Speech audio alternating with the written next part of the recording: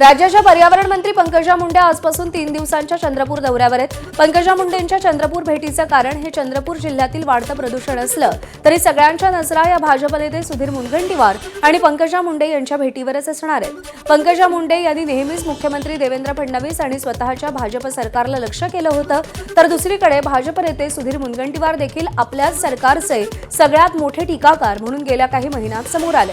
भाजपमधले अतिशय ज्येष्ठ आणि जुने असलेले हे दोन्ही नेते आपल्याच सरकारविरोधात अनेक वेळा टीका करताना पाहायला मिळालेत। आज हे दोन नेते सोबत असल्यानं राजकीय जाणकारांच्या भुवया उंचावलेल्या आहेत। विशेष म्हणजे राज्यात आणि केंद्रात भाजपचं सरकार असताना सुधीर मुनगंटीवार यांनी चंद्रपुरातल्या प्रदूषणाचा मुद्दा विधानसभेत मोठ्या हिरिरीनं मांडला होता।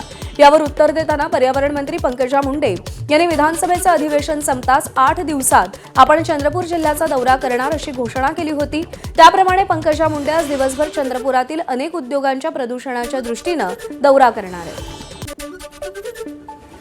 मुंबई महापालिकेच्या निर्णयामुळे नाटक पाहणं महाग होण्याची शक्यता आहे। मुंबई महापालिकेनं नाट्यगृहांच्या भाड्यामध्ये वाढ करण्याचा निर्णय घेतलाय।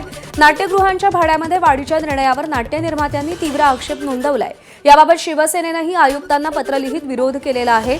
मराठी नाट्य संस्कृतीच्या संरक्षणासाठी भाडेवाढ स्थगित करण्याची विनंती पत्रातून केलेली आहे। मनसेनंही भाडेवाढीचा कडाडून विरोध केलाय। अखिल भारतीय मराठी नाट्य परिषदेच्या वतीनंही भाडेवाढ स्थगित करण्याची मागणी केलेली आहे।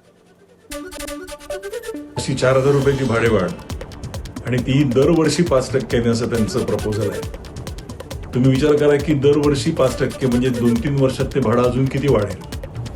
आणि आमचं तिकीट तर असतं 500 रुपये, जास्त तिकीट दर आम्हाला लावता येत नाही। त्यामुळे अशा प्रसंगी ही जी भाडेवाढ प्रपोज करण्यात आलेली आहे महानगरपालिकेकडनं ती त्वरित रद्द करण्यात यावी अशा पद्धतीचं पत्र आम्ही नाट्य परिषदेचे अध्यक्ष प्रशांत दामले यांच्यातर्फे दिलेलं आहे। मुळात कुठलाही एक जे पुढच्या सीट असो त्याची एक किंमत असते, सर्वात जास्ती असते ती 500 रुपये। 500 रुपयाला जर क्रॉस केलं तर आपण GSTच्या माध्यमातून ते आकारलं जातं। ते कुठे ना कुठे परवडत नाही नाट्य रसिकांना किंवा आज कुठल्याही प्रोडक्शनला परवडत नाही।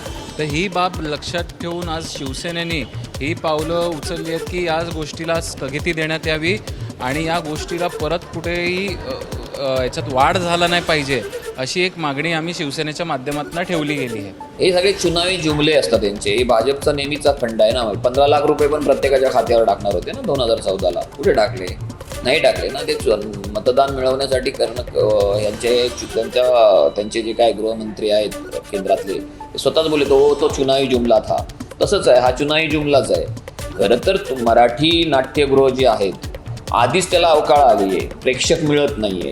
अशा परिस्थितीमध्ये महानगरपालिकेने किंवा प्रशासन म्हणून नाट्य निर्मात्यांना मदत करणं अशी भूमिका असायला पाहिजे की विरोधी असायला पाहिजे।